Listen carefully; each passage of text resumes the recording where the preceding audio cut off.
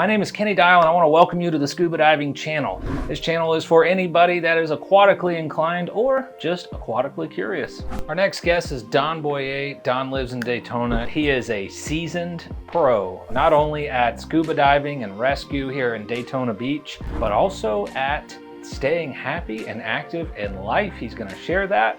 The reason we're interviewing Don is you'll never guess his age.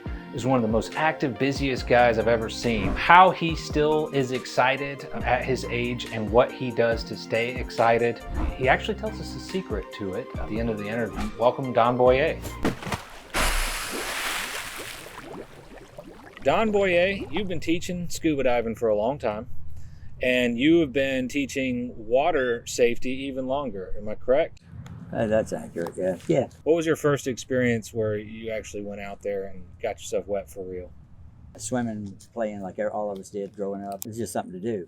But when I put on a mask, changed everything because I could see. What'd you see?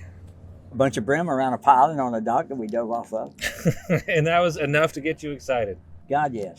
Okay. When did you actually get scuba certified? 69, 70. Okay, the year 1969 or 1970. Yeah. Can you describe that first experience, that first time going underwater? I was amazed at the presentation. I think I had a great instructor because they didn't lose me. What I mean by that is they kept my interest. I wanted to do more because I had such a great time. You know, how they made you feel had a lot to do with it. You know, they said, well, you're a dumbass. You're not going to. Instead, he said, you'll be a diver. So you think how the instructor makes you feel, would you say that is the most important thing? I would. The way I was introduced, it make you feel like you count, like it's something that could work for you. What happened after that? Just dive until I dropped. Anytime I got a chance, I went diving. And you worked your way up through the ranks. If I'd have known you then, I would have bored you with my stories. Man, you should have been on this trip. It was great. And people said, man, you ought to teach diving as much as you love it. And that's what started that pursuit. And your job at that time was? Rescue swimmer for Volusia County. Rescue swimmer for Volusia County. That's Daytona Beach. Mm-hmm. A place that I got my teaching permit was in Orlando, Florida, and they asked me if I'd like to teach for them. And I thought, well, sure. Okay, I was flattered. I thought, me? It was nice because I thought they were doing it to help me get started so they could kind of interview and watch and come back and say, here's what you did good, here's what you did bad. And I got good reports, so I thought, maybe I can do this stuff, you know. So you thought maybe starting out having at least some of your classes through a facility gives you an extra pair of eyes for self-evaluation, critiquing, making yourself better. I thought it helped me a lot personally. People that know what you're supposed to be teaching help you a lot if they're worth a damn. You know, they're going to help you develop or get better or say, hey, good job. It probably wouldn't hurt to at least get some experience with a facility. I think so. Is that so. what you're saying? I think so, yeah. I guess you've given it a bit of a brand name just so people know how to find you or what to call you, and it's called Aquatic Alternative.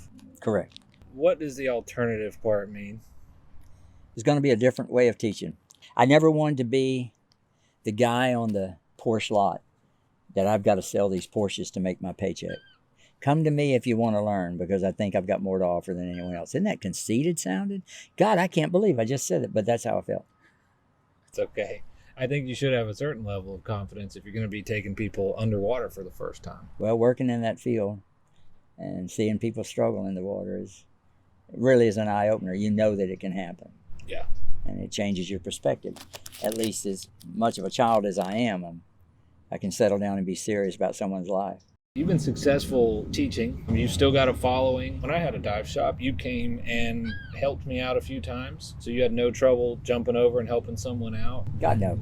What would you tell a dive shop owner that might feel threatened by independent instructors in their area? I don't feel as a threat to them because if you ask me about which shop to go to here in town, I would say, go to all of them, try them, see what you like. I tell people all the time, people always ask you what's the best agency. I said, it's the best instructor. I don't know what's the best agency. It's the guy that has a passion for it, that really wants to see you get an education, in my view. You know, if you need equipment, you need to go talk to the equipment guy because he can help you out. But there's an argument out there that equipment is a part of the training because your training starts day one with equipment. My equipment lecture, everybody's got a toy. Everyone's got something that we're talking about at the time. They've got a reg, a setup. Look at how this works. Look how this stuff functions. And you tell the people the basics without boring them, because some people aren't technical oriented. But if you have an understanding about it, and it's during your breaks when you really find out your audience, you find out your class, because I make myself available to every class, sit around, and I'd like to know why you're taking diving. You find out a lot about people that way, you know, like I'm taking diving because I want to plant bombs underneath foreign ships and blow them up. Oh, that's interesting, different. I've never heard that before. I teach lecture discussion. That's the technique I use, because I want to hear your feedback. I want to see if we're communicating, if you're grasping what I'm trying to tell you. And if you're not, I take that information and turn it into another avenue to present the information. Maybe I didn't give it to you the way that it made sense to you. Let me explain it to you this way, you know, and then you start that. You try another way, and then you start communicating. And I think that helps a lot with a new person coming in. I think all instructors should do that. Is there a commonly held practice out there that you see happening that seems to be pretty commonly accepted? All of my students put their mask on top of their head unless we're in chop. It's just common to do it. I've worked with dive units in my life. We all put our mask on our head. I know the cavers like to put it around backwards, good for them, whatever reason. I still put it on top of my head and talk.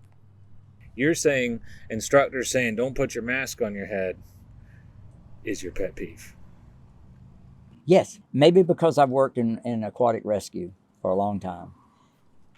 You learn to read panic, and this is not a panic move. How you doing, Katie? Wasn't that great? This is a panic move. Oh my God. So you're saying the instructors out there that are telling their students that a mask on their forehead is a sign of distress. I've heard that many times. You believe that is just not worth giving them a hard time for? I don't even believe it needs to be mentioned. It's not a distress signal. So you're saying some of these little nuances that some instructors may get hung up on. I hear what you're saying. We've seen instructors chastise students for something that probably as soon as you get outside of that class is immaterial. You should be over here, because that's exactly right. Don, you teach in Daytona Beach, one of the largest destinations for spring break, also bike week, also NASCAR. And it's just a beach, and you've been doing this for a long time. I would say it's safe to say that you have a pretty good cross-section of students. I do. I'm very fortunate. What would you like to tell a new independent instructor out there? And Don Bouer truly believes it'll make teaching easier and more fun. When you're starting out, I would say, having the luxury that I had, guys sit in that were instructors and just kind of see how you flowed, how you did it, and offer tips. It was great. Attend seminars, and you'll pick up on different stuff from different guys. I don't think it's stealing. I think it's just making you more solid. What is doing your homework? You're a diver, and you're teaching diving. Learn everything you can about it. Learn every way to present the material. And then that passion, you can't beat that. If you have a passion for something, you're going to do good at it, I think. You got to really like what you do. What about some of those instructors, they started doing it for a living, whether they're dive shop owners, employees, or even independent instructors? And how do you keep from being burnt out?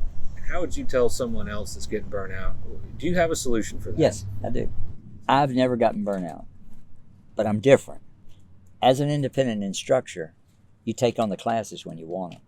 I don't have to pay the lights. I don't have to pay the water. I don't have to pay any overhead.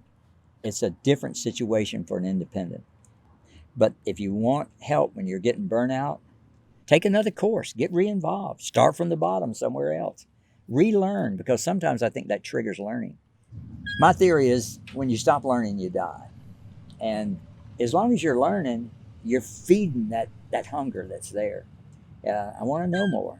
I want to know a better way to teach. I don't want to be burnt out. But if you're going to be a scuba instructor, enjoy it first of all, and then try to make other people enjoy it. We're so lucky in Florida because we have water temperature that's friendly most of the time, and we have so much diverse diving down here. It's the greatest. You cannot beat it. Broaden your horizons. There's places to dive. Don, if you don't mind me asking. Uh-oh. How old are you? 75. You're 75. Yeah.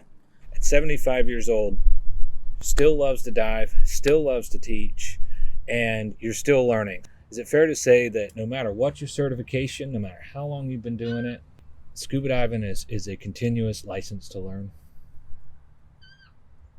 That's dead nuts. Yep. Spot on. Would that be better? Yeah, absolutely. Because when you quit learning, you die.